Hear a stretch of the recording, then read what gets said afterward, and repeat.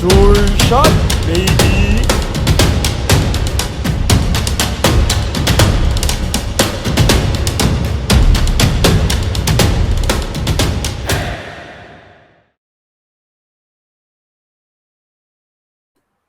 So, good day, everyone. We're here for another episode of the DVD show.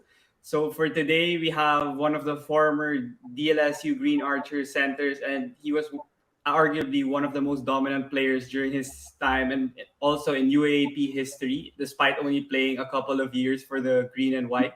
And I'll now welcome here to the DVD show Ben Mbala. Thank you for joining me here on my podcast. Thank you for having me, Diego. It's a pleasure. Yeah. So to start things off, I want to ask how have you been doing and where are you now? Like where are you playing basketball professionally just to update your Filipino fans? I've been doing pretty great. I'm playing in Spain right now in Caceres, second division. And sadly, I couldn't play with the national team during the last FIBA Afro Basket because they said I had COVID. So I was Oh, quarantined and yeah.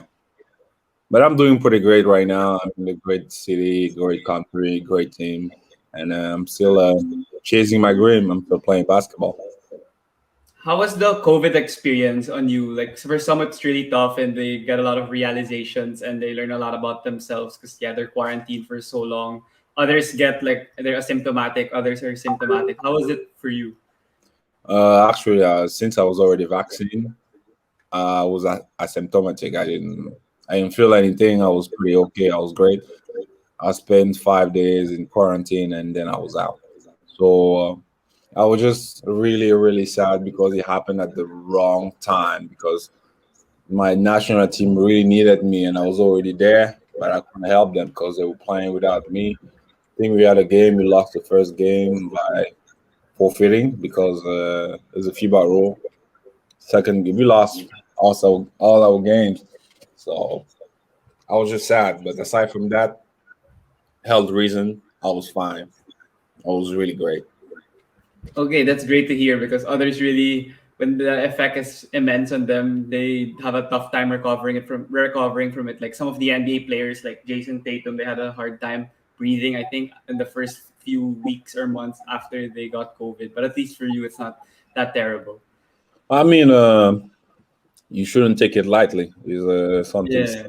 that you have to be aware of, and you got to keep uh, being cautious about the disease. Try to Mm-hmm. do your best not to have it or catch it. And if you can get vaccine, do it. So, you know, you can preserve somebody else's life or even your life. Because even if Mm-hmm. I had it once, I can still have it a second time. So we still got to be aware of it being out there.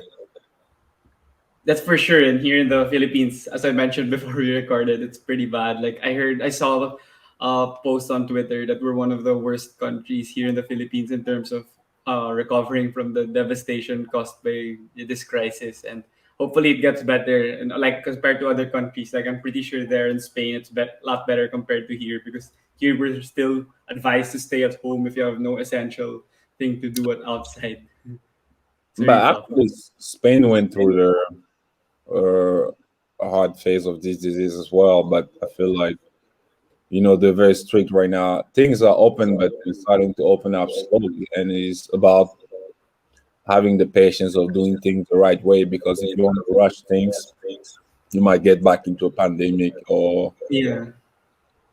or closure. So right now, all you have to do is just follow the rules, be patient, and things will be all right. That's all I can say. Yeah. So moving on to your tenure now in Spain, and you mentioned that you're playing there for a Division Two club. When did you start playing there, and how? What was the process like in deciding to move there from France before, and how long's your contract also? I got here 2 weeks ago. I'll be here for the Mm-hmm. whole year, and I took a lot of time to choose because I had a lot of proposition. Not really a lot, but I was planning on going back to Asia, actually Japan, Oh, to be honest. But it was a little bit complicated because of the COVID and getting working visa and everything was a little bit tough to do. And since I was already in Europe, I didn't want to have to like complicate my situation, so I just decided to stay here in Europe for the meantime until the COVID situation gets better. Yeah. You mentioned that you were also planning to move to Asia, and a lot of the Filipinos are playing in the B League now. There are currently, as of this recording, 8 players that signed there and are gonna play for this upcoming season. So, what do you think about that change and like B League becoming one of the big leagues, or they're trying to be one of the big leagues in the world? And do you think that's great for Asia and basketball in general? For me, yes, because the way they play in Japan and the way they play in Philippines is not the same. And being able to mix different type of game, different type of player from different countries is something that we definitely, uplift the leagues. And all the Filipino players for me, okay, it might be a little bit bad for the PBA. Yeah. As player, for me, I feel like they already know they have this security of playing in the PBA because they are on a certain level. And being Mhm. able to go to a different country playing, I'll say as a foreign Asian player, you got this chip on your shoulder that, hey, I'm not in my country, I'm not in my house, I got to do better than the other guy. That little chip you have on your shoulder gives you this possibility to, I'm not going to say possibility, this pressure to do better, to get better above the rest of the players. Yeah. And that will always help a player grow. And for me, that's gonna help them grow. And if ever they go back to the Philippines, it will benefit the Philippines, the PBA at the end of the day. Mhm. So blaming them or like trying to punish them by not allowing them to play the PBA for 3 or 4 years will not really be the best thing to do. The guys are young. If they Yeah. want to travel around a little bit, as a basketball player, I've traveled around the world, and that's one of the best things I can say that happened to me because I get to meet new people. I get to experience new things, and that's part of the learning process of being a basketball player. That's all I can say. Yeah, for sure. And playing in the B League, I think they should like get rid of the rule where they prevent players from joining if they don't join the PBA right away after they graduate from college. Because I think I had Javi Gomez Deliano previous episode, and he said that for him it's been his dream to play abroad. And I think Kiefer Ravenna, yeah, he Of also course, wanted to play in abroad also before. Like I heard him in his interviews that he wanted. That's really his dream. So you don't prevent them from achieving their dream just because there's a rule that prevents them from playing. And I think it'll be a great for their exposure because there are so many teams and so many other players there in Japan. So I think exactly. that'll be great for them. Yeah. Because for me, I think is a war of interest. The PBA has its own interests. Is to keep the Mhm. best player, the best talent in the country in the league because talent, good player brings more fans, more money. Yeah. Sorry to say that, but I'm talking like a business guy. And you Yeah, got to I understand. have the player. They Mhm. got to understand as well that we don't know what they probably get paid better there. They probably it's not always about the money. Maybe you want to Mhm. experience something new. Like I told you, I feel like when in the Philippines they have this security of knowing that it's the country. They will find a Mhm. team to play. Over there's this challenge. When you're a basketball Yeah. player, you always want to grow. You look for a challenge, and I feel like that's Mhm. what you're looking for. And Yeah. How about you personally? Do you consider playing in the B League if there's an offer arising in the future? Like like how big that league is? when you go through the league, it's something really quick. It's just for like 3 months, and then you're done. Why not? But right now, it's like I'm getting a little older. I'm gonna be 27 next year, and at this age, at this stage of your career, you also need to think about settling down. Yeah, you want to travel around the world, but you need to look for someone's gonna be behind you, and have your back, and think about having a family. Yes, we're young. Mhm. We're not gonna be young our whole life. We gotta think about the future, and settling down. That's probably one of the reasons why I've been in Europe for quite some time because I've met someone and things are going pretty great. So like going very far would be tough for me. And it's also one of the reasons why I decided to stay in Europe, and especially in Spain. Oh, okay, yeah. That's a great mindset to have. It's like a mature way of thinking because others maybe at your age don't think that way because they're achieving a lot of success. But then for you, you have a mature mindset, and that's great to have for an individual that's succeeding like you. But then you also mentioned that the importance of family to you. And I want to tackle with my guests. I also tackle this part of growing up and their upbringing as a child and how important it is to their development and success stories. So I wanted to ask more about your childhood and how it was in Cameroon. And was basketball really your first love, or was it football? Because football is like the most popular sport in Africa. My child, I was a regular kid in Cameroon. I'm not gonna lie to you. I was playing Mm-hmm. soccer, coming from a soccer family. My dad played soccer. My brother did play soccer, but I was just growing too tall. I was tall and skinny, and I looked weird when I was playing soccer. Not that I was not good, but people always felt like I was out of place. So out of curiosity, and people kept on telling me, "Yo, why don't you just try basketball? Go to this place. There's this team that trains there." And one day I was like, you know what? I'm not gonna go play soccer. I'm gonna just try this thing that people are talking about. I just walked in there with a soccer short. I was wearing Converse shoes, and I went to the trainer and I talked to him. I was like, I'm interested in playing basketball. That's all it started, Mm-hmm. you know. But back in the day, I would say I was still a little kind of nerd because I was not really into sport. So it was a different mindset. But I can say sport really, and I was very shy. Sport really opened up a lot of things to me because, for example, like at that age, I never had a girlfriend. I was not talking to a girlfriend. I was not doing anything. Like, I was just really a kid. And sport opened up my mind, gave me this confidence of, being an athlete, being able to talk to people, to interact. And that really helped me a lot. And it's still helping me a lot in my life right now. Because before I couldn't talk to somebody like just regular conversation. I was really shy. Oh, okay. Yeah. But right now things are different, and I'm glad I was able to make that choice and go there that day. Never forget about it. What was the turning point though for you to have like the courage or the will to actually do it? Because you're shy, and others will be like, "Oh, I'm still shy. I'm not comfortable to do that." What was the turning point that you knew that there was something that was there, that there's something that good can come out of what you were gonna do because you got out of that fear? It was my brother, because Oh. I remember I was talking to him. We used to watch basketball game late at night, you know, and we liked it. So it was like, bro, try this. You never know, because people keep on telling you you're so tall. Mm-hmm. Why not just go? And as a kid, family is everything to you, especially your big brother. You look up to him. And coming from him, I was like, you know what?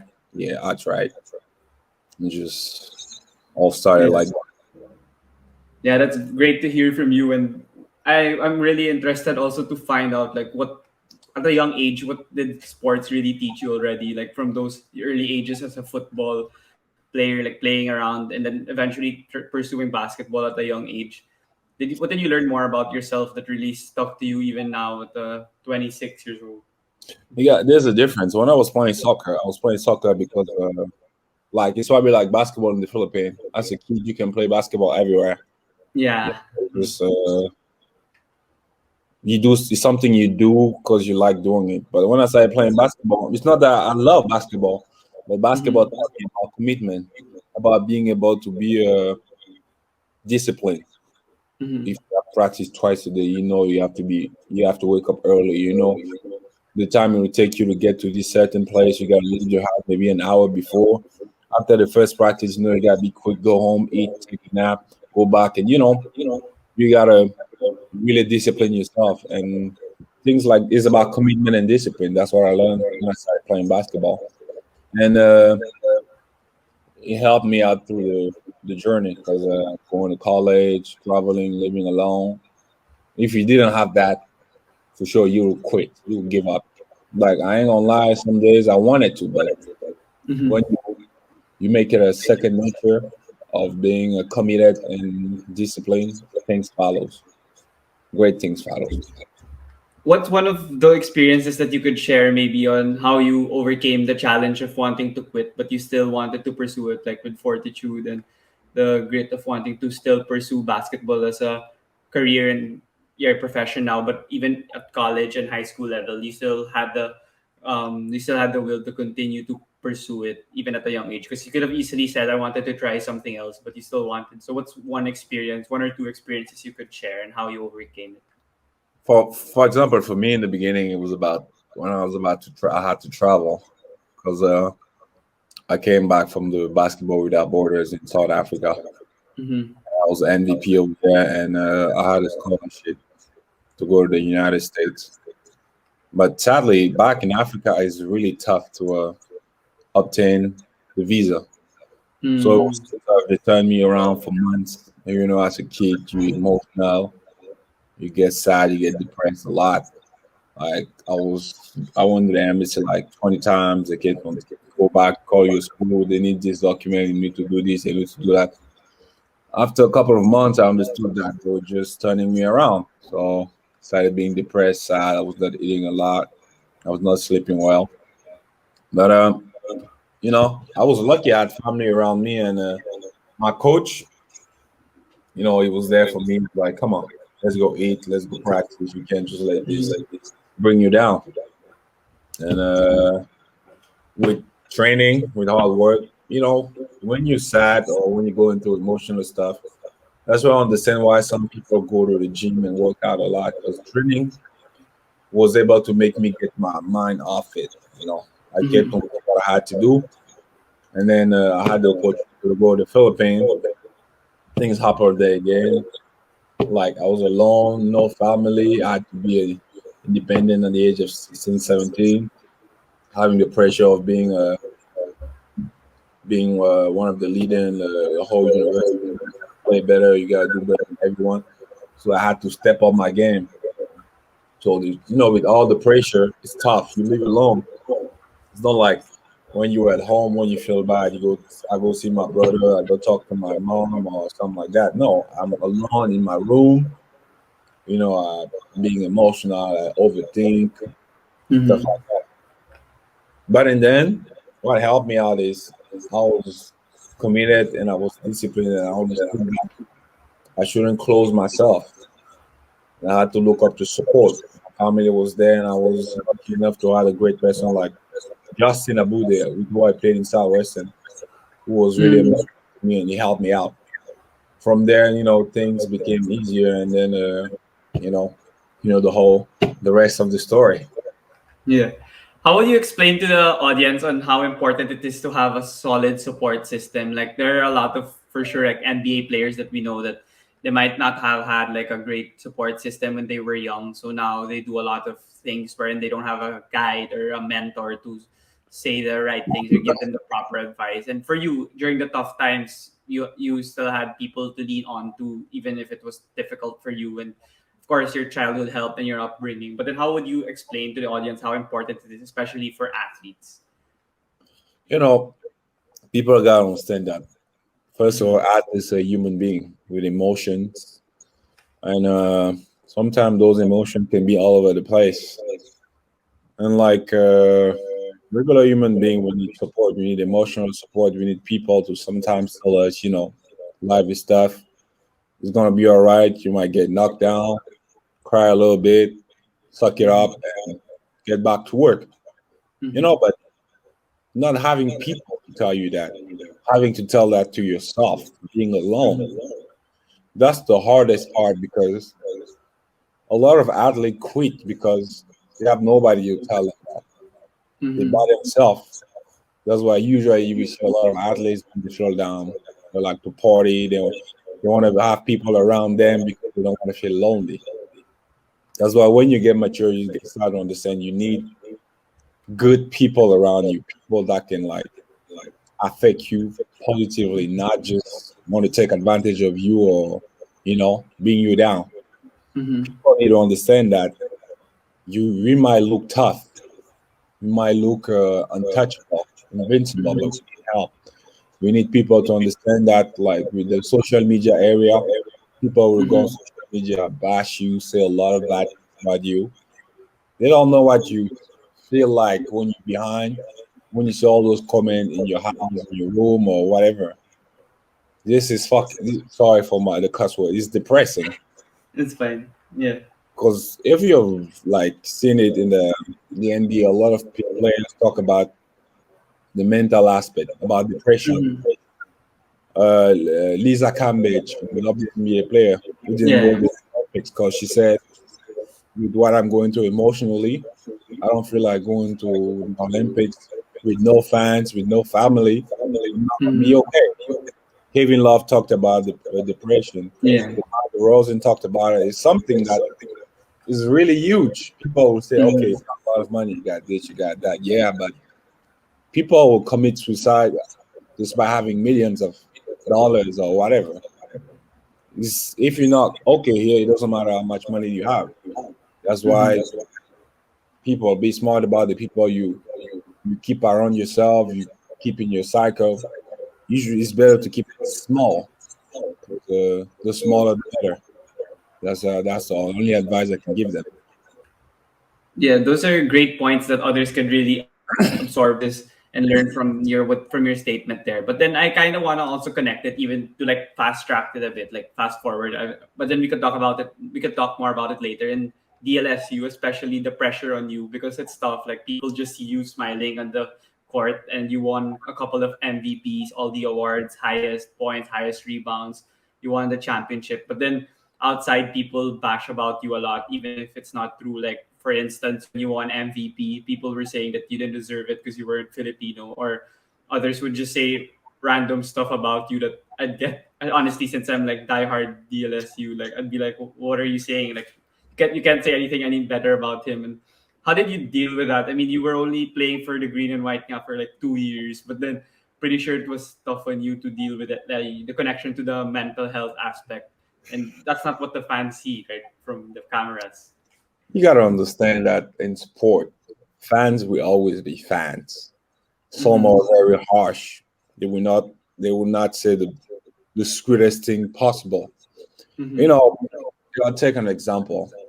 As a basketball player, as a fan as well, I hated Kobe because not because he's not a great player, Yeah. because for me it was beating up all the players that I like, and I started Mm-hmm. like developing this hate towards him. But it's not because he's not a great player, I but it's agree. just I just fucking sorry again for the curse. I just didn't like him. Yeah. But at the end of the day, I understood that he's one of the greatest players to ever play the game, and I say I Mm-hmm. gotta give him respect. And maybe by hitting him, that was somehow my way of showing that I respect him because what he's doing to my favorite players is making me go nuts.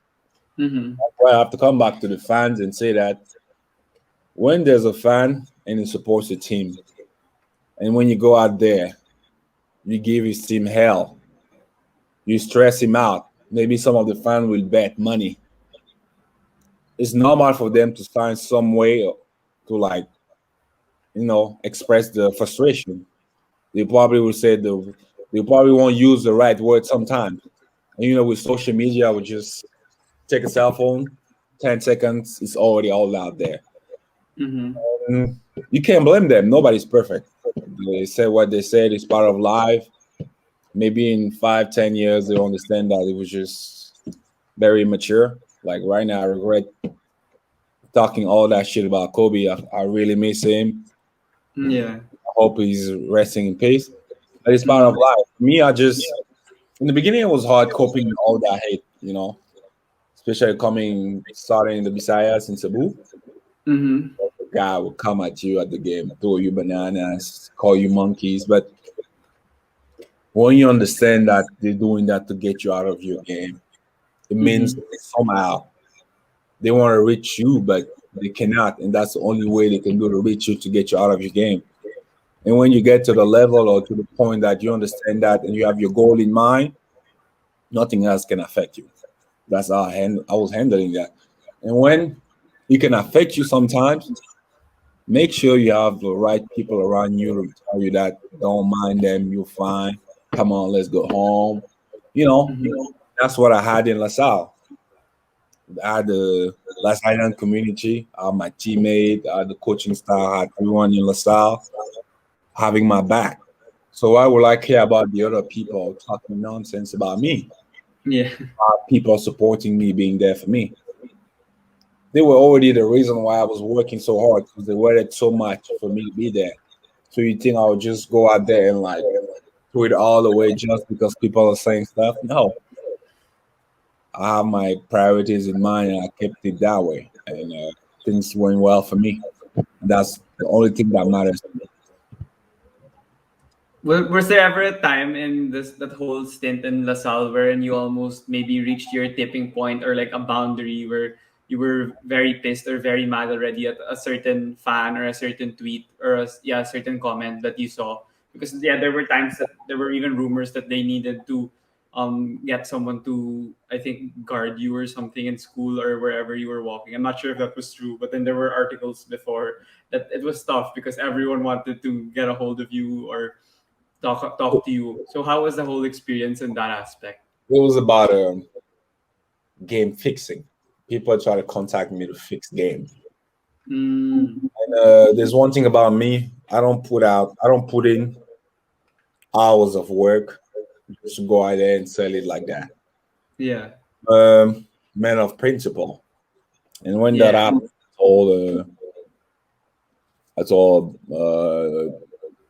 Boss Danding, may he rest in peace, about the Mhm. situation. That's why I was having protection because the person kept on texting me, proposing me money, but I was not that type of person. So I wasn't really caring about the rest. You know, when you have a goal in mind and you focus on what you do, the rest don't matter. Yeah. I was seeing live. I wasn't trying to let some other people get into my mind or make me do things that I didn't want to do. So that was all that matters to me, and that's all I kept in mind. I know there were rumors going around, people coming out with different stories, but I was the one in that situation. I knew what was happening, and Mhm. I just knew how to handle it. The less you talk, the better it is, because Yeah. people will come out with different story. And then I was reading articles about people saying stuff, and I was just laughing. I was like, "Say whatever you want. You don't know what's happening. You don't Yeah. know." Yeah.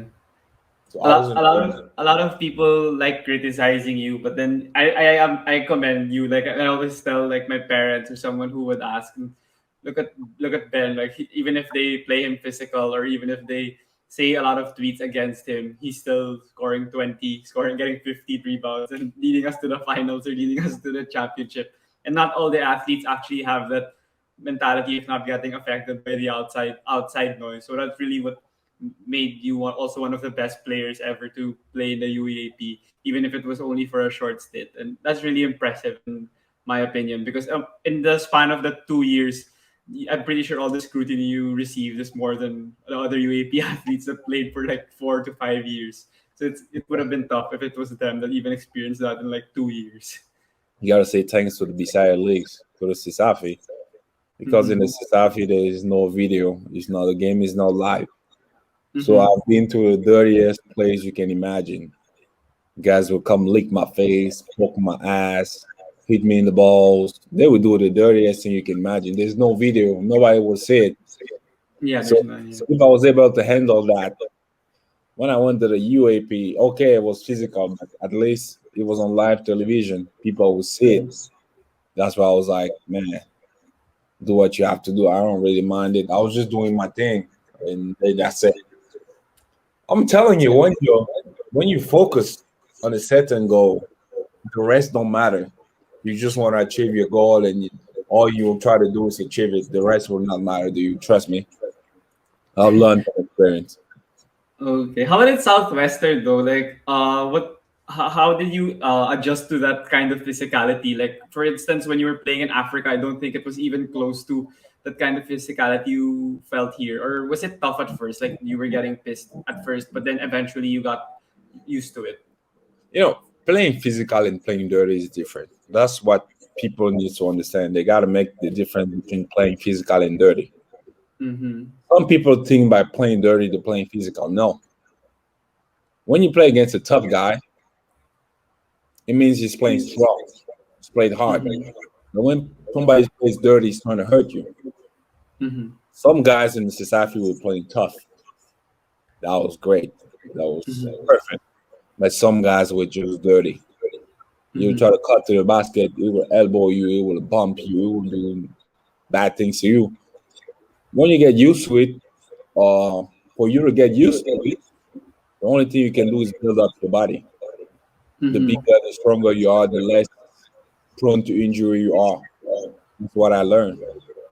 That's why even in the UAP, I think aside when I went to the national team, I never missed a game with injuries because I understood that my body was what will get me to all this. If I had a weak body, then I would get injured. That's what I did. So after playing in Cebu, that's when you decided to bulk up and also become one of the strongest players because in the UAP they couldn't push you anymore. Yeah, and I have to say thank you, Coach Aldi, because Mm. physically, his his UAP the preseason was crazy. It was really crazy. Physically, mentally, emotionally, if you went through his preseason, you were ready for everything. I swear, you were ready for everything. What are some of the best stories you could share of Coach Alden that yeah that's you can share here in the podcast because maybe there are some that you can't share of course but then what are some of the best stories you could It's not share that. It's maybe not that I funny cannot. or inspirational ones like when people read listen to it they'll be inspired to work out also or work hard on their craft even if they're not athletes like work hard on their own career. It's like I'm not gonna say it's funny. I have funny and weird. And for example, sometimes when we go to the gym, we have like weight rooms. Mm-hmm. It will work out with us. It will lift with us. It's just not gonna be on the side watching us. Sometime during practice or after practice, we do a shooting contest with us. Sometimes, okay, was funny. This one time I went out with my teammate and we went home at 4 a.m. We got lucky we didn't have practice in the morning. Arling was a perfectionist. He was in front of the dorm smoking a cigarette. I don't know, he was probably watching plays or working on something. He was at the gate. My teammate parked the car. He saw us. There were two dorms. My teammate was in the other one, and I was in the one Mm-hmm. way worse. I had to pass through him. So I was a little tipsy. Yeah. So I passed through him, and it was like, "Come on, man, let's have a beer." But I thought I was losing my mind. I thought I was drunk. Like it's 4 in the morning, and my coach is out here asking me to have a drink with him. I was like, "What the hell's going on?" He said, "Go call your teammate. Ask him to come join us." The funny thing is, I went to call my teammate. When I told him that, he was like, "Get out of here, man! You're lying. Get off my face, man." It's not funny. I was like, "Man, I'm serious. Coach is waiting for us down there. You cannot come back here to play around like that." I used to time I understood that it was just more than the coach. You know, when you're able to have this type of what can I say, link communication, or when you have an open-minded coach, it makes things easier because we have Mm-hmm. things like during games when I just had to look at him, he would look at me, and we will understand each other. Like, for example, during game, we had this situation where if there's a basket, quick inbound, touchdown pass, 2 points. I did a lot of Yeah. it. Yeah, I If remember that. I just have to look at coach, he would look at me, he would understand. It was really Yeah. fast. That's why when you like had this connection and you build up stuff like that with your coach, it's incredible. People will say bad things about him right now, but nobody's perfect to me. Mm-hmm. For sure. Perfect. So people will just bash you or talk about the bad things you do or the wrong thing you do. But he's a great coach. He's a great guy, and I always thank him for whatever he did, what he did for me, or what he did for Salle. So Mm-hmm. yeah, that's one of the funny stories that happened with me and Coach Aldi. Yeah. What was the reason on how you eventually went to La Salle though? Because there are also stories that you were supposed to go to Ateneo or other Yeah, schools also were trying to get you. it How was were you able to convince to get to it go was play it with the was green and white? actually it was actually Ateneo that I chose. I'm not gonna lie to you, because Mm-hmm. as a basketball player, listen to me first. Don't. As a basketball player, you want to go somewhere you'll be able to express yourself. Mm-hmm. Ateneo was losing all the big men, Slaughter and most of the big guys were like graduating. Yeah. So I felt like if I won Ateneo, I can have the spotlight. I'll be able to express myself. Compared to La Salle, where you have Perkins, you had Vanos AVO, Yeah. UK Andrada, you had the what do you call it? Torres.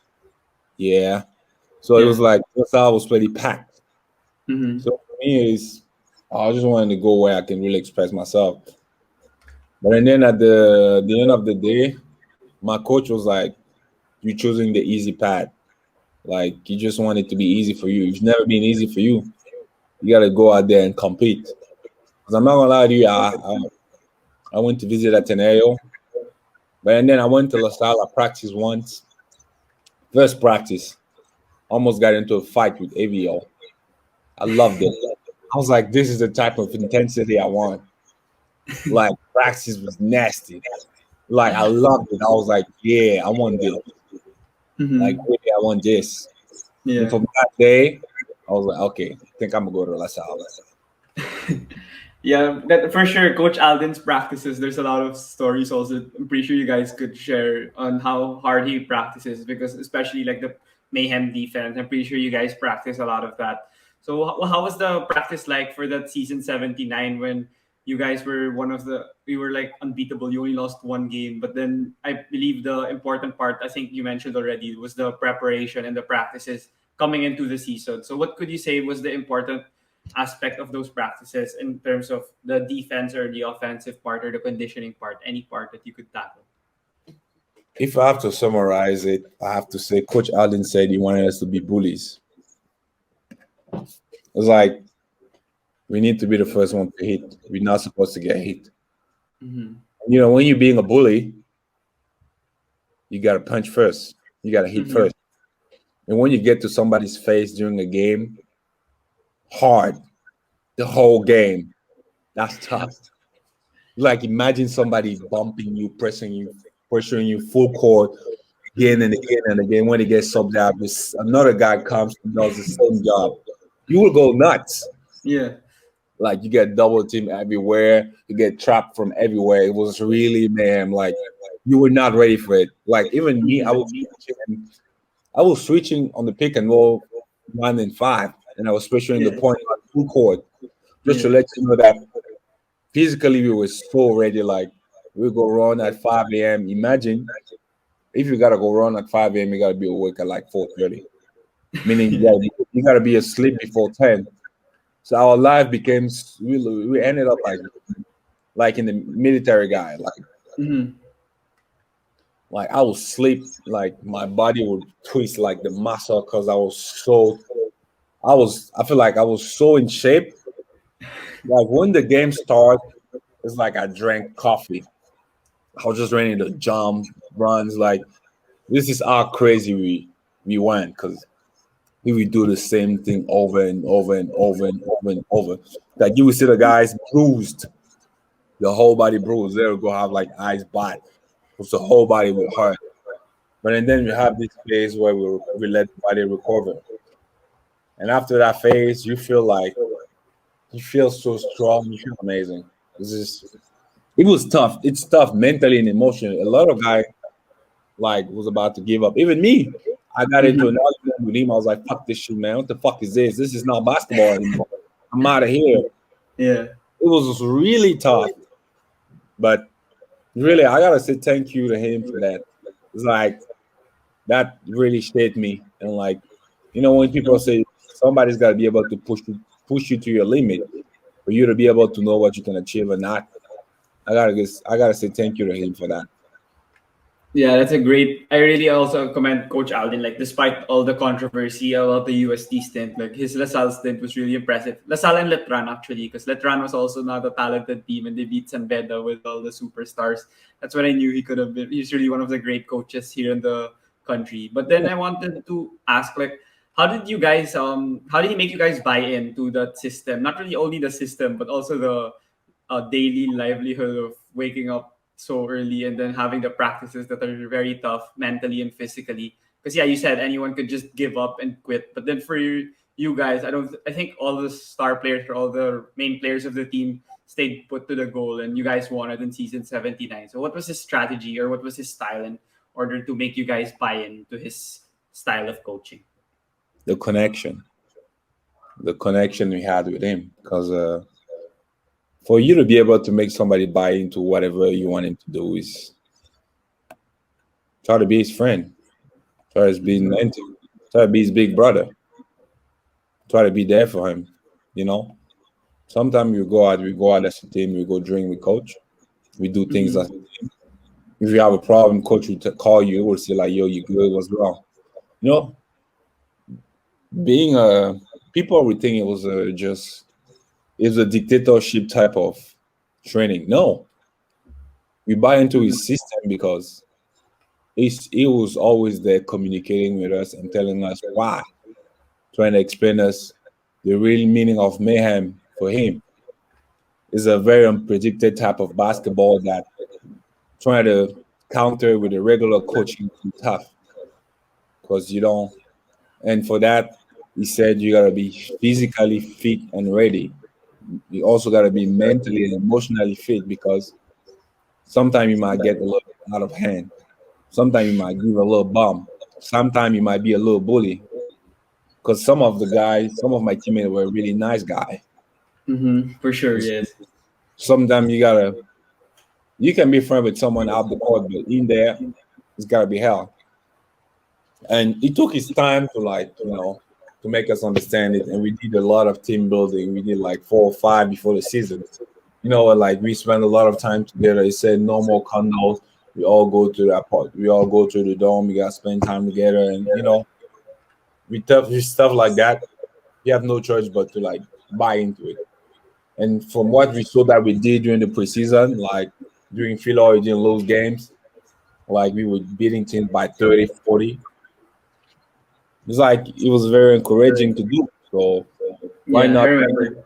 do if you're winning all the games? Yeah, I remember those games. I'd watch some of them in Phil Oil, and you guys would dominate. I even got a picture with you. It was like 2016, I think. I got a picture with you because I was still young for sure at that time. And yeah, I think you won best player of that game, and it was really impressive. Like you guys were winning all the games, and then you guys, I think three of you were part of the mythical team. So Oh yeah. it was really great. Looking forward to the next season, season 79, and you guys, yeah, almost went undefeated the whole season. But then moving on to the season 80, wherein you guys fell short. What was the mindset going into that season? Because Jeron, Thomas, Torres, Julian Sargent, and I think one more guy. The four of your players were graduating already for season 80. But then Richie Rivero, it's Aljun, it's Andre Caraco. They got a bigger role and they still flourished in that role. That's why you guys still reached the final. So how was the adjustment for the team for that season, and how you still continue to play well? I had to learn how to be a mentor. It was tough because usually I was just the guy who was just gonna be out there and do his thing. But now I had to be a leader. I was not a rookie anymore. I had to lead the guy. And to be able to do that, you got to put your ego on the side and you got to learn how to work on your communication skills. I was a very intense guy. I'm Yeah. probably still, but I had to learn how to talk to some guys because you can't just go out there in front of some guys and be like, "Come on, wake up." Some guys, maybe sometimes you need to call them during weekends, like, "Yo, let's go eat lunch. You want to have a drink with me?" To build that connection, this confidence, know how to talk to guys. That's what I had to learn that year. Because if I just went out there and did my thing, okay, I was score 30, 40 a game, but how about the cohesion? How about the rest of the guy? The guy will be frustrated. We won't have this cohesion. And I learned that I couldn't win by myself. Basketball was a 5-on-5 game. And then when the first 5 guys are out, you need the bench to do the same job. Yes. And when I learned that, and things started getting better for us. Like at Ateneo, they already had the same core. They didn't lose anyone. And they somehow kind of had the glitch of what we do for Mayhem. So I feel like with the experienced players that they had, it was a great final to me. They deserve to win, and you know what do you want me to say? Look at the players right now; they're doing great for the national team. But what I learned the most was about being a leader, leading guys, communicating better, and being there for them during ups and downs. What was the experience that really solidified or exemplified your leadership in the team? Like, was there a certain point of the season where you needed to step up more in order to keep the team intact and focused on the goal? Because yeah, there were a lot of young players that maybe needed guidance from you, and of course, they'd look up to you because you're like the best player in the team. Where I have to step up more was usually talking to the guys about after the how many games we lost this one game, right? Was it against Ateneo? We lost one or two games. Yeah, I remember. I think you guys lost a couple of games. I I think it was think you lost to during Ateneo in the first round, or no, we lost against Ateneo on this other team. Was he Adamson? No, not Adamson. We lost FU. against, probably if you lost against this other team. Mhm. I went up to the guy. I said, "Yeah, it's just part of the game. That means that we're human. We're not invincible. Things can happen. So how are we going to react from that? Are we going to get better? Are we going to play better? Or we just going to chicken out and then throw our season away? That's when you got to have the pep talk with the guy. You got to reach out to the guy off the court, like you want to hang out, you want to do this, you want to do that. That's when you got to be able to start things. You got to be like, okay, I will do it. I'll go up to them and try to do it. That's what I just try to do because some guys emotionally and mentally were a little bit weaker than others. And that's why we say it's a chain. There's a stronger link and the weaker link. If you're the stronger one and you see that one is struggling, try to have his back and help him. That's what I was just trying to do. It's great from you. And I just looked up at it now. I remember I was in that game live. You guys lost to UP in MOA. Yeah, When, you. yeah, UP. And you had like four threes to start the game after the FIBA Africa, wherein you Yeah, played yeah. small forward, I think. And then when they came here, first game, you shot four threes. They were like, he's so much better than he was in season 79. He has a consistent 3-point shot. But then, yeah, that was a really tough loss because UP wasn't like the UP now with consistent Final Four contender, finals contender. So I think it was shocking for everyone to see you guys lose to them the first round. So I guess that's great leadership from you guys. But then entering like the latter part of the season, the Final Four and the finals, what do you think was the differentiating factor when Mayatene won? Was it just because their core was there and they were it was intact and they were able to beat you guys because of their continuity, or was it something else that really you could have done better as a team in order for you guys to actually win that game three that you could have won? I would say it was about experience and cohesion Mm, because Ateneo had the experience, they had the cohesion because they still had the same core, same coach, and us we lost like three or four important players: Julian Sargent, Jerome Tang, Thomas Torres, Perkins. That's four starter. That's mm, a lot. So we lost a lot, and I'm not gonna say we lost because of that, but yeah, it's heavy on the team to lose four players. So I feel like maybe it made a lot of difference. And coming into the game, into the next season, some of the other guys were able to step up, but still, yes, you know, there was still a little bit of thing missing. But it's part of the game. I think it was better prepared, and they were able to counter our main defense well. So kudos to them. yeah. And one of the things I noticed also from season 79 to 80 in your individual play was I think you mentioned it already previously, was your versatility. Whenever they do the mayhem press, sometimes you're the one in front instead of the guards because, yeah, I think the point was you're athletic and you could disrupt the flow. Like if Matt Nieto's the one crossing the ball, you could kind of, he couldn't see because since you're taller than him and you could still move laterally with him. And there were also times that you were the one on the middle because you'd be the one trying to catch the outlet passes. And those were some of the stuff I noticed. And sometimes, yeah, and even in half court sets, you'd be tasked to guard 30, I believe, or sometimes you'd Yeah. guard Chibueze, Ike, or Isaac. So basically, any role given to you by Coach Alden, you could excel on it, and not everyone has the ability to do that. So how did you have that final how do you have that mindset to succeed in that role, or how did you work for it as well? I would say it was all about preparation. You Mm, gotta prepare yourself to be able to do that. And I'm not gonna lie to you, I had to do a lot of extra work because to be able to be big, tall, and have the versatility to guard from 1 to 5, you had to do a lot of extra work, footwork, agility work, mobility work. I had to do all that. I had to run extra. I had to stay in like 30, 45, or maybe an hour after practice. Being a leader is not always about just talking. It's about showing also how you work.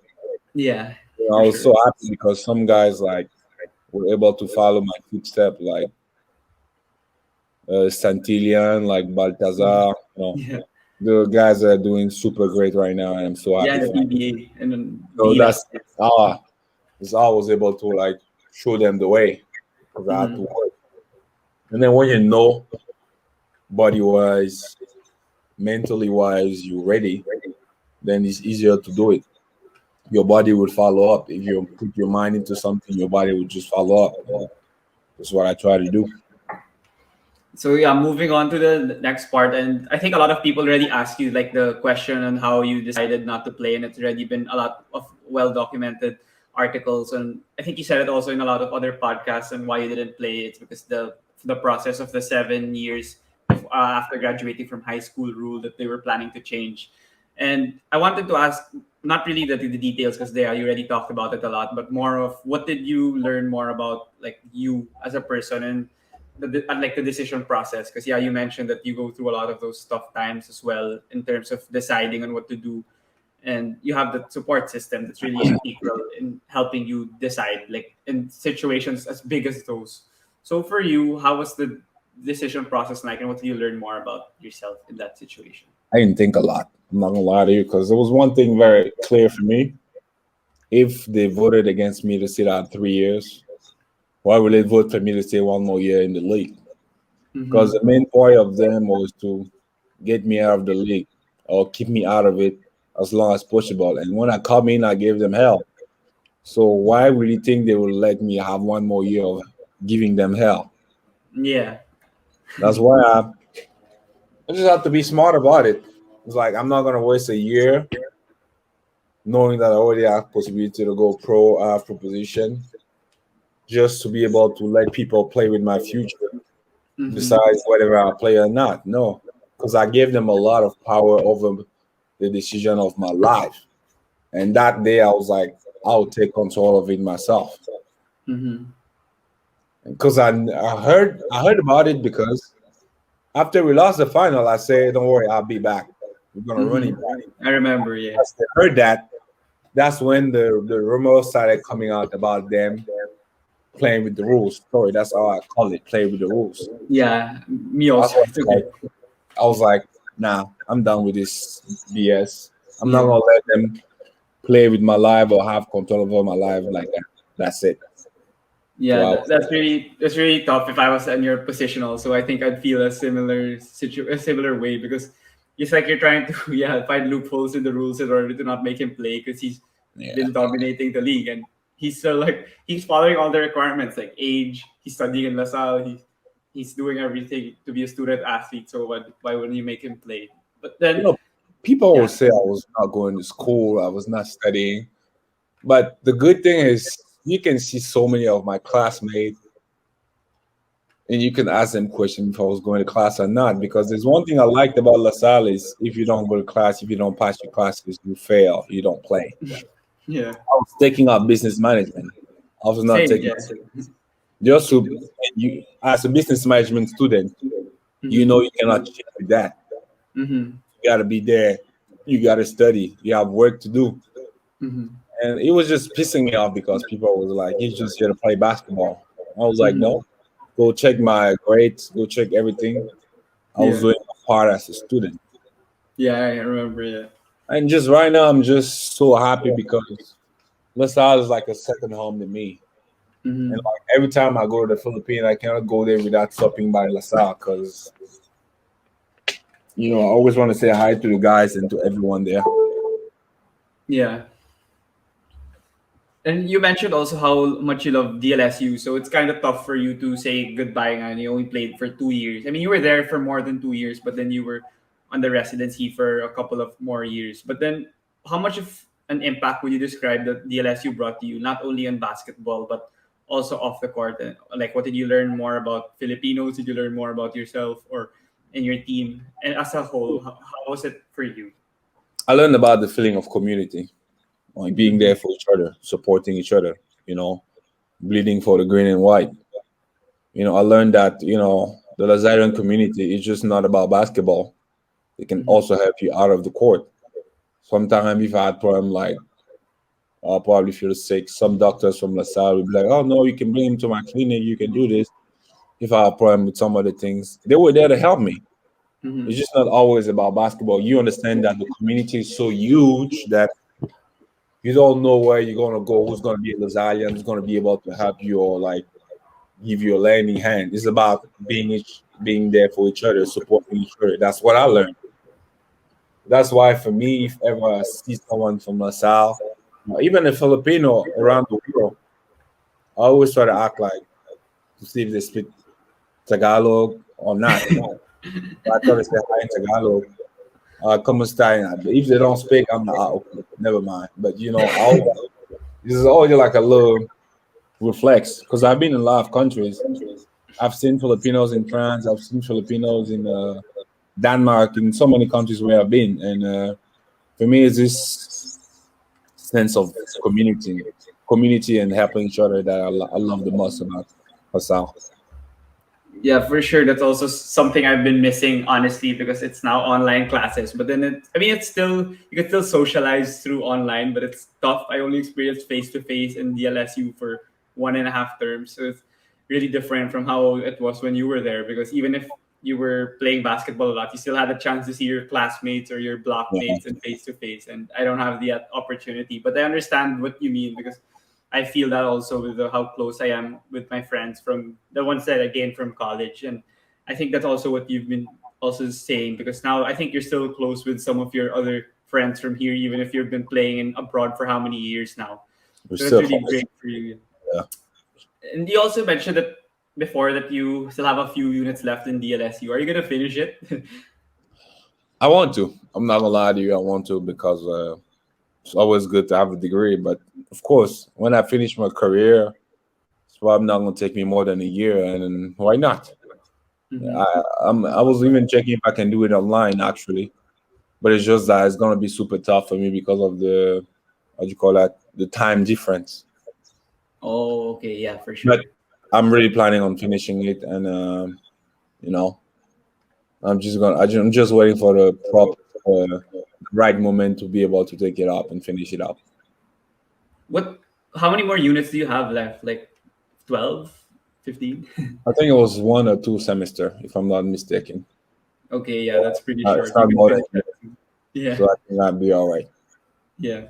So how about for your legacy? Like in the UAAP, there are a lot of arguments that you are the best player ever to play in the UAAP, and of course, we're not gonna like debate that now. It's up for it's like anyone's opinion. It's like Michael Jordan or LeBron James. You're never gonna end the argument in that kind of debate. But then I wanted to ask, what legacy or what um what do you want people to remember you playing for the green and white for 2 years? And when Mikey Reyes also did a podcast among DLSU players, the top five players, that he did it last week. Ren Ritualo and you having the duo and Vi Cortez and Jeron and all these players, they feel it would be unstoppable for any other school to beat you guys because they have you as the rebounding guard. So Red, as I think if you know, he's like a great shooter and a scorer. So Yeah. it's a great compliment inside and out. And they say that they argue that you're really one of the best players. It's just that you didn't get to play for 5 years or 4 years. So what do you think people will remember you playing, and what do you want them to remember? Like honestly, I just wanted to remember that I was a regular guy who was just ready to give everything for the green and white. You Mm-hmm. know, the community that have been there for me since day one. And in return, I wanted to show them my love and I wanted to show them appreciation of everything they did for me, for all the support. I love LaSalle, always really love LaSalle. And that's all I want them to remember. I don't want them to talk to me about the greatest Lazarian player. I just want them to remember me as the guy who gave everything for them, who was just there the day in, day out, practicing, training hard to be able to bring LaSalle on top. That's all I want them to remember me. That's it. Yeah. How about I forgot to insert this or ask you this a few moments ago, but then what was your explanation on why it took you also so long? Because others might not be clear with the reason and why it took you long to play for LaSalle because you were already studying in this college for so long in the university, but then it took you. I think you played 2015 and 2016. What do you mean it took me so long? Like the 3 years I waited before I played? Yeah, yeah. It's What very was the simple. reason? The first rule is that's what I tell you. They play with the rules. The first time it was supposed to be 1 year, and then I can Mm-hmm. play it. And they switch it to 2 years, and then from 2 years, sadly, I was invited to a tournament where they told me there would be no repercussion. But and then I believed them, and I went there. I played. When I came back from vacation, I heard that no, I'll be suspended 1 more year. So that's the reason why I didn't play. So if people think that I was just out there walking, chilling, I was not chilling. Because when I went out, I left Southwest and they told me I'm just gonna sit out 1 year and then play. And then from 1 year they changed the rule, they made it 2 years. And then from 2 years, before I went home, I had this tournament in the Pacquiao's team. He said, don't worry, it's just like a fiesta. You can come play a couple of games. And then that's it, nothing's gonna happen to you, it's gonna be fine. Of course I believed him. It's Yeah. Pacquiao. Come on. Mm-hmm. So I went there, I played, and when I went home on vacation, I got a call from Coach Junior, like, "Oh, you might get suspended," blah blah blah. Man, that's the story. There's nothing else behind it. People will come up with story that they don't even know. That's the Mm-hmm. whole story. Yeah, That's that's it. why I can clarify it. It's good that you were able That's to that's the answer whole it. Yeah. story. Yeah. It's kind of tough that they kept changing the rules just to not make you play. Imagine you could have played 4 years at least in LaSalle, even if you decided not to play your last year. If I had to sit out 1 year, at least I would have had already the two first year. I would have been already four. But it's life. At least it made me more hungry. It made me train 2 or 3 times harder than I was supposed to. So I would say thank you to them for that. Yeah, it may at least your reception that you gave is not like you didn't hate them because others I'm pretty sure others would have taken it badly and say bad things or like bash the league or the board, the people that are deciding these rules. But then you're such a nice guy and you took it That's positively. that's why I tell you that the important thing was the Lazalian community because they were there for me. Mm-hmm. Because they were not bashing me, they were supporting me. That's why I Yeah, was not minding whatever other people were saying. Because I yeah. knew as long as I was in LaSalle, people would be there for me. They would cheer me Mm-hmm. up, be like, keep working, you'll be fine, your time will come. That's what happened. That's what I'm telling you. That's why I miss LaSalle so much because it's a family. Mm-hmm. Yeah, how about with the whole whole LaSalle team now over the past years they've been unsuccessful after you left because they failed to make the final four these past 2 seasons despite having a talented crop of players on their squad. But then yeah, what are your thoughts on their team? Because I think individually they've been doing well. Like you mentioned, Santi Santillan's been playing well now in the PBA and Justin Baltazar is playing well with Gilas Pilipinas and even Andre Caracot and Aljon Melesio they've been playing well in the UAA, the PBA now with their respective teams.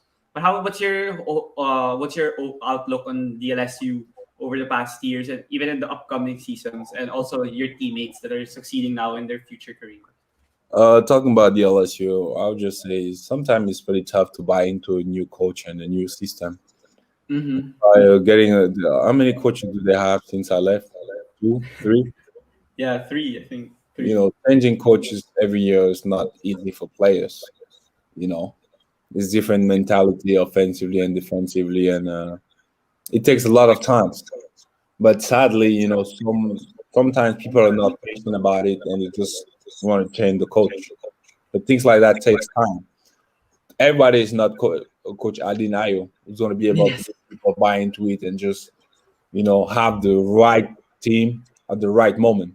It takes time. Mhm. And concerning my teammates, seeing them playing the PBA, I can just say it's just a result of all the hard work. The guys were working their ass off. They were working super hard. Andrew Caracut, Andrew Melesio, Santillan, and all the rest of the guys. They were just working so hard. Abu Trotter, Oh just yeah. just the result of the hard work. You know, Mhm. they did a great job. They work hard. They made sacrifices, and now they're just enjoying the fruit of their labors. I'm just really happy for them. That's all I can say. I'm really happy Yeah. for them. Hopefully, How I can about come back the? and play with Sorry, them go one ahead. day. Go ahead. Sorry. Hopefully, they gotta give me that PBA contract. If they give it to me, maybe I'll come play. No, Yeah, you almost played with Magnolia before. I remember that. I thought you were actually gonna play when Romeo Travis was hurt. yeah. And the funny thing is, 2 years after, it was my teammate here in CSP. Oh, okay. I did not know that. But then Yeah. that's a great anecdote. But then I wanted to also mention about Ateneo. You mentioned that they've been succeeding, and you know that for sure. That Coach Tab's system is really amazing. They've been winning championships and even translating it to national team success. What's your thoughts on the whole Ateneo team program? Even if you don't get to watch maybe all their games, just based on what you know, and even the dream matchup that people always talk about that never happened, which is Ange Kwame versus you. About the program, I would say is a well organized and well planned program because it's built over the years. It's just not built on one season. You know, Mhm.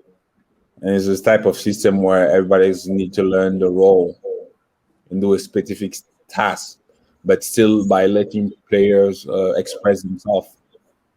And that's what they've been doing. Everybody was able to shine in the program, the role with Ateneo, with the national team. And I feel like that's where he's doing a great job. He's already teaching the guy how to play like pro players, but still by being in college, giving them the opportunity to, oh, okay, this is the system. We got to play within this system. Okay, you're allowed to do your things after you run my plays, but I don't want you to be taking shots after 10 seconds. I watch the game, I watch how you run things, and they play to a specific system, but Mhm. let the guy express himself. That's why he's doing a great job, and that's a little bit like how pro players play. There's a system in place, and you got to be able to play within the system. That's what he's doing. And with the green matchup they're talking about between me and Kwame, it's just a fanatic talk. Fan likes to talk. They want to Yeah, see it happen. I would have liked to play against him as well, but it didn't happen. It didn't happen. It's just life. Who knows? Maybe one day I'll play against him if I go to the Philippines or whatever. Still able to happen. So we'll see. yeah, it would have been great. You guys missed it by a year because when you left, I think he came in, and then you were only able to play against Chibueze Ike. When he Yeah. came in, it was like different crop of players already for DLSU. But then now, after leaving DLSU, you went through a lot of stints. We don't need to touch on all of them. But then through all those experiences, even until now, what was maybe the lessons you learned about yourself in the span of what, What four you say? years, 4 or 5 years, Say it among again. all among all your stints after DLSU and all your international stints professionally? What are some lessons or what are some aspects of about yourself as an individual that you learned that you maybe you developed or grew to a better person? Basketball is the same everywhere, man. People will tell you, "Oh no, just because you play in the Philippines or you play in the state." No, basketball is the same everywhere. You put in the work, professional, you discipline, you committed, you achieve whatever goal you want to achieve. That's all I can tell the guys. It don't matter if you go to Europe, Asia, or whatever.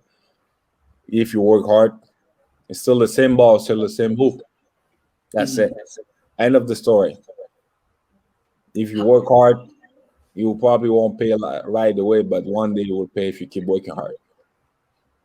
That's for sure. But then I wanted to also ask about your stint in Cameroon. I think your goal is to make them reach the World Cup in 2023, which here it's here in the Philippines, so you'll be able to play in front of the Filipino crowd. for the time. So how's the state of the team? And I think you guys could actually have Siakam and Embiid play. It's just that they never get to play for you guys. So how is it for the Cameroon national team? It's tough. It's tough for us because we usually not complete when we play. We don't have the possibility to have all our players. So we usually play with local players or I'm not, there's no disrespect to the guy, but lower division type of players. Yeah. And when we get there, we play against team like Tunisia, like Ivory Coast, Angola. They're well prepared. They have the most of the talented players from around the world, and that makes a lot of difference.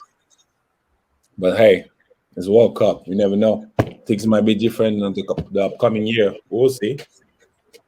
Yeah, hopefully you guys have a better state here because here it's improving with Coach Tabo. So running there's a system now. It's not like every 8 years there's a new crop of players. Now there's more of a direction for the World Cup. That's why the Philippines have been beating Korea and they almost beat Serbia as well in the Olympic qualifying tournament. Hopefully it improves also for Cameroon. So Yeah. as we wind down to the final portion of the interview, these are some questions I normally ask my guests.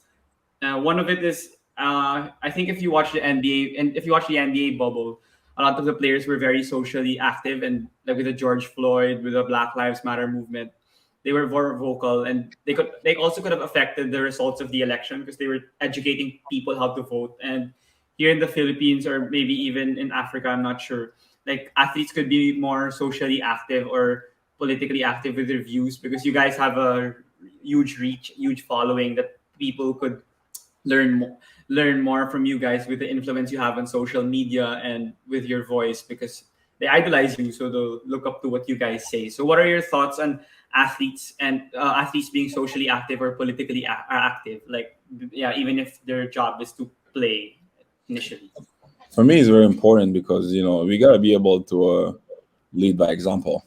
We have a lot of people following us. We have a lot of people looking up to us, and if they have this platform in this social media to teach them something or to be able to share our experiences, why not do it? Mm-hmm. Because it's just not all about just being there and talking about basketball. Like somebody said to LeBron James, "Shut up and dribble." Yeah, that's the one. We're people that can, before playing basketball, we went to college. We've Mm-hmm. experienced a lot of things. It might be a racially motivated things. It might be discrimination.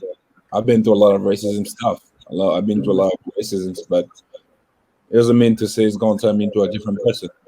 I can Yeah. just what I can do the what I can do right now is just to teach people how to like learn to live with one another, love each other. Because I think at the end of the day, it's about love. Because there's a lot of hate out there.